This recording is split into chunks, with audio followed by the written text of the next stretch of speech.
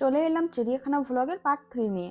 আমরা এসেছিলাম চশমা বাঁদরের খাঁচার সামনে, কিন্তু এই চশমা বাঁদরগুলো সামনে এলো না, শুয়েছিল। তাই দেখা না পেয়ে আমরা এলাম বিভিন্ন রকম পাখি দেখতে। আর প্রথমেই দেখলাম শকুন, তারপর দেখলাম নানা রকমের ফিজেন। এখানে অনেক রকমের ফিজেন ছিল, কিন্তু আমি দুটোরই ভিডিও নিয়েছি।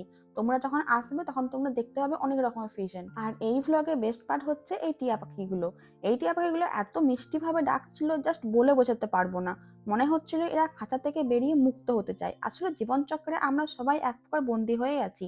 আর আমার বোন টিয়া পাখিগুলোকে ধরতে চাইছিল, তাও আবার একটা না, দুটো। তারপর দেখলাম এই পাখিটাকে, এর নাম হাড়গিলা। বেশ বড়, সামনে থেকে বেশ ভয়ও লাগছিল।